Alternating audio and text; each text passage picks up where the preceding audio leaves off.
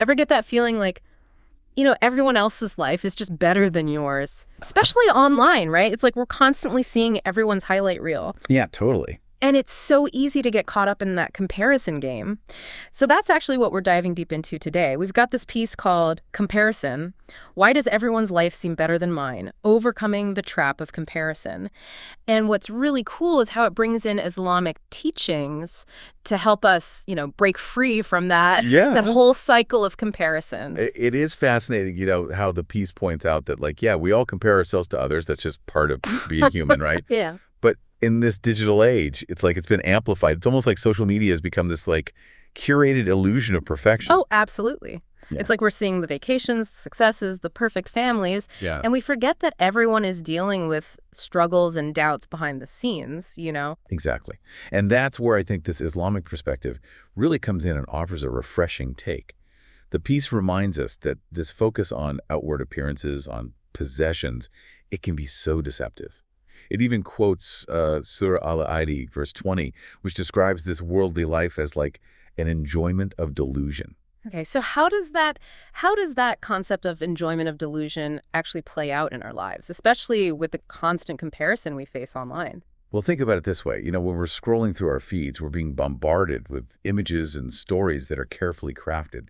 People are using filters, sharing only their happiest moments, Right. maybe even exaggerating their achievements.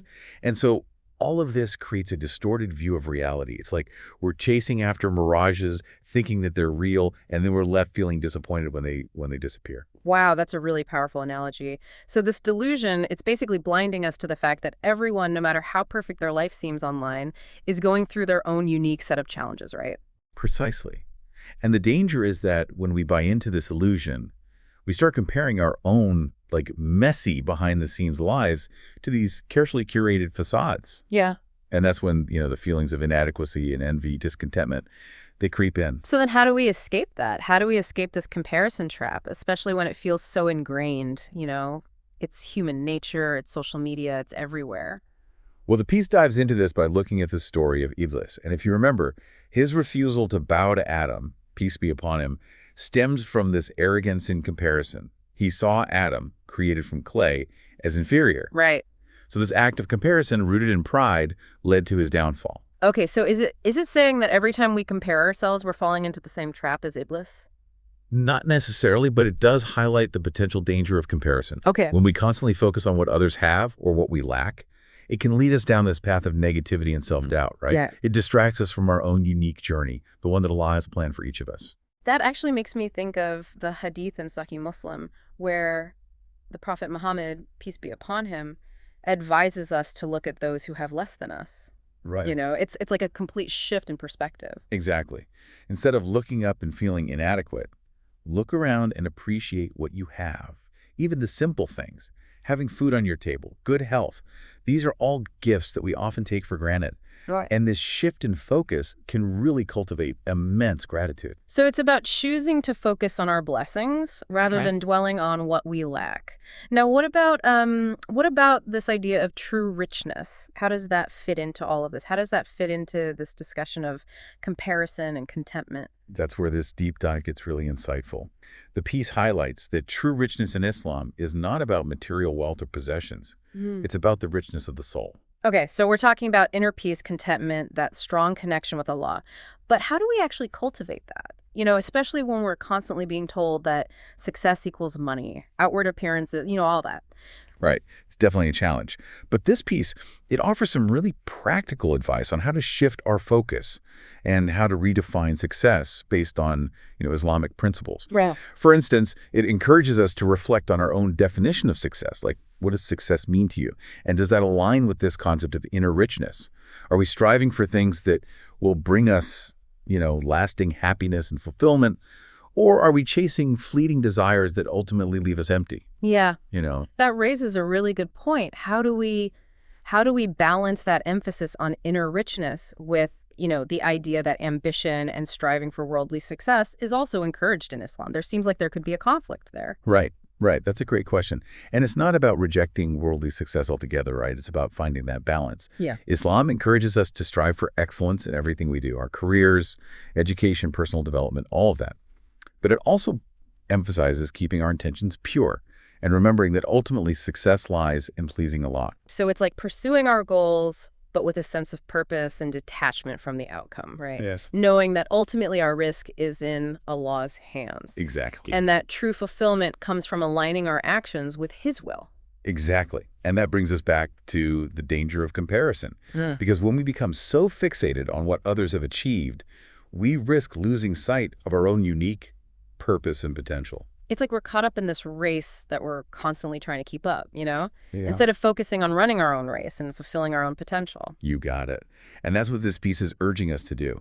It's saying embrace your individuality, focus on your own journey, and redefine success based on what truly matters, your connection with Allah and the richness of your soul. Yeah, it's so freeing to think about success like that, not about keeping up with everyone else, but really about aligning our actions with our values and our purpose. It is. And the piece goes on to explore, like, the Islamic perspective on why it seems like, some people are just blessed with ease while others are constantly facing challenges. Oh, yeah, that's something I've always struggled with. It's hard not to look around and be like, why them? Why not me, Especially when it seems like they're getting everything they want while you're stuck with obstacle after obstacle. Yeah, it's such a human feeling, right? And the piece tackles this head-on by referencing Surah An-Nisa, verse 32. It reminds us that Allah tests those He loves. So what we might see as a blessing for someone else could actually be a test for them. And what we perceive as this huge burden for ourselves might actually be a means of purification, like a way for us to grow spiritually. So it's not really about comparing our struggles to other people's blessings. It's more about understanding that everyone's being tested in different ways. And it's all part of Allah's plan, even if we don't get it in the moment. Exactly. And this really connects back to the idea of comparison. When we're so focused on what others have, we totally miss out on the potential blessings that are hidden within our own struggles. Yeah. Each challenge, it's an opportunity, right? It's a chance to strengthen our faith, to refine our character, to draw closer to Allah. That's a really beautiful way to think about challenges. Instead of seeing them as punishments, we can see them as opportunities to grow closer to Allah. But how do we actually do that? Like, how do we shift our mindset from comparison to contentment when those feelings of envy or inadequacy just kind of creep in? Well, the piece offers some really practical steps, and I think they're incredibly valuable. And one of the key things it talks about is cultivating gratitude. Oh, yeah, gratitude. It's all about focusing on what we have rather than what we're missing. Absolutely. And the piece suggests starting each day by acknowledging even the smallest things that we're grateful for. It could be something as basic as having a roof over our heads, food on our table, good health. Right. It might sound super simple, but actively reflecting on those blessings can have a profound impact on our whole outlook. It's like we're training our minds to see the good instead of always getting stuck on the negative. And I think that really ties in with another point the piece makes, which is remembering that everyone has their own struggles. Oh, 100%. Even those people whose lives look picture perfect on Instagram, right? They're dealing with their own stuff behind the scenes. We never really know what someone else is going through. And that's where I think limiting social media comes in, right? It's just so easy to fall into that comparison trap when you're scrolling through these feeds that present such a distorted view of reality. Absolutely. Yeah. The piece talks about being more conscious about how we engage with social media. Right. It's not about like quitting cold turkey. It's about being mindful of how it makes us feel. Right. If certain accounts or posts trigger feelings of envy or inadequacy, maybe it's time to unfollow or take a break. Our time and energy are so precious, and we should be spending them on things that nourish our souls, not things that drain us. So it's really about being intentional with our time and energy, both online and offline. Instead of mindlessly scrolling, we could be engaging in activities that bring us joy, connect us with loved ones, or deepen our connection with Allah. Exactly. And speaking of connecting with Allah, the piece highlights a really powerful tool for overcoming comparison. Dua. Dua. Yes, it's amazing how often we forget about the power of dua. When we turn to Allah with sincere supplication, we're acknowledging that true contentment can only come from Him. It's true. And the piece even shares a specific dua taught by the Prophet Muhammad, peace be upon him, for seeking contentment. It's a reminder that we can ask Allah to help us be content with what He has given us, to bless it, and to grant us something better if it's truly in our best interest. That's so comforting to know, that we have that direct line of communication with Allah, that we can turn to Him with our struggles, our doubts, and our desires. But is there, anything else we can do besides du'a to actively combat those feelings of comparison when they pop up? Remember how we talked about Iblis comparing himself to Adam, peace be upon him? The piece suggests, like, flipping that script. Hmm. Instead of looking at what others have and feeling envious, try focusing on using our own unique gifts and talents to help others. Oh, I love that. It's like taking all that energy we might waste on comparison and channeling it into something positive. Exactly. It's about shifting our focus from what do they have that I don't to what can I offer to the world that's uniquely mine. When we focus on using our talents and resources to make a difference, we find a different kind of fulfillment. Yeah, one that's not based on what everyone else is doing. So Exactly. it's about finding our own lane, Hmm. recognizing our strengths and contributing to the world in a way that truly aligns with our values and purpose. Yes. It's about embracing our individuality and recognizing that each of us has a unique role to play in Allah's plan. This reminds me of something else the piece mentioned, that when we focus on our own lane, we naturally start to appreciate the beauty in other people's paths too. That is so key. It's like when we finally let go of the need to compare and compete, we can genuinely appreciate and support others. We can celebrate their successes without feeling threatened, and we can offer comfort and encouragement when they're struggling. It's like shifting from this scarcity mindset to an abundance mindset.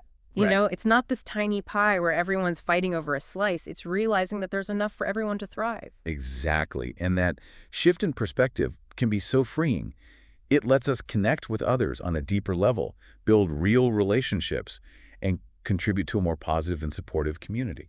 I think that's a beautiful message to keep in mind, as we continue on this journey of self-discovery and spiritual growth. But before we wrap up, is there anything else you want to share? Something that our listeners can think about as they navigate this whole comparison thing in their own lives? Something that keeps coming back to me as we've been talking about comparison and the Islamic perspective on it is this idea of potential. What if, instead of letting comparison hold us back, we used it as fuel to unlock our own unique potential? What if we focus that energy on discovering and nurturing the gifts that Allah has given us? I think that's where the real magic happens. That's a really powerful way to reframe comparison, turning it from something negative into a springboard for growth. Exactly. It's about asking ourselves, what am I good at? What am I passionate about? What unique contributions can I make? And then, with Allah's guidance, taking those steps to nurture those gifts and share them with the world. So it's about recognizing that our worth isn't based on how we compare to others or what people think of us, but on the qualities and potential that Allah has placed within us. And you know what? I think this ties in beautifully with contentment. When we embrace our own path and strive to fulfill our potential, not to outdo anyone else, but for the sake of pleasing Allah, we find this deep sense of peace and fulfillment that nothing can shake. It's about aligning our actions with our values and purpose, knowing that true success is about becoming the best version of ourselves in the eyes of Allah. Yeah, it's like this reminder that our journey isn't, some competition. It's this unique path that Allah has created for us to help us grow. Exactly. And it's on that path, that journey of self-discovery and striving, where we often find the most contentment. It really makes you think about all the time we waste comparing ourselves to others when we could be using that time to develop our own gifts and talents. It's true. Imagine what we could accomplish if we took all that energy and put it into positive action, you know? Pursuing our passions, helping others, it's a whole different way of looking at things. Absolutely. It's like we're trading in all that anxiety and insecurity of comparison for the joy and fulfillment of living a purpose-driven life. And it's not about being complacent either, Yeah. or just settling. It's about understanding that success is not this destination, it's an ongoing journey. We're always growing, always striving to become better versions of ourselves. This reminds me of the hadith where the Prophet Muhammad, peace be upon him, said that the best of people are those that benefit mankind.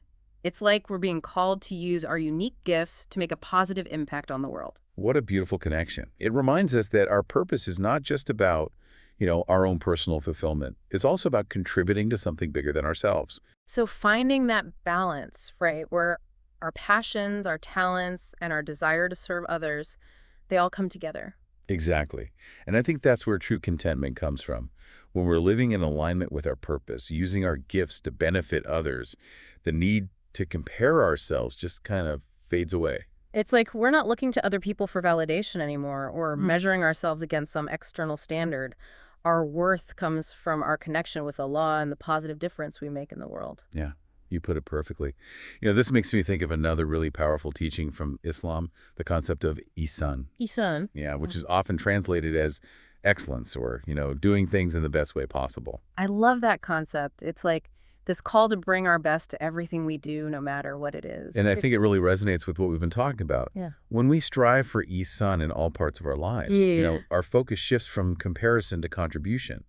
We're not so worried about what everyone else is doing. We're just focused on giving our best and making a positive difference. We're tapping into that inner drive to excel, not for the recognition, but because it pleases Allah, and because we want to live up to our full potential. Exactly. And in that striving for excellence, in that commitment to doing our best, we find a deep sense of purpose and fulfillment. Well, I think we've covered a lot of ground today. We've talked about the downsides of comparison, the beauty of contentment, and the importance of embracing our own unique journeys and trying to fulfill our potential. Yeah, it's been a really insightful conversation. And if there's one thing I hope people take away from this, it's this. Your worth isn't determined by what other people think or by how you measure up to someone else. Your worth is inherent. It's a gift from your creator. Embrace who you are, nurture your strengths, and strive to be the best version of yourself for the sake of Allah. That's where you'll find true contentment. And on that note, we'll leave you to reflect on those words as you continue on your own journey of self-discovery and growth. Remember, you are loved, you are valued, and you have a unique purpose in this world. May Allah grant us all the strength to overcome comparison, embrace our blessings, and find true peace and contentment in His presence.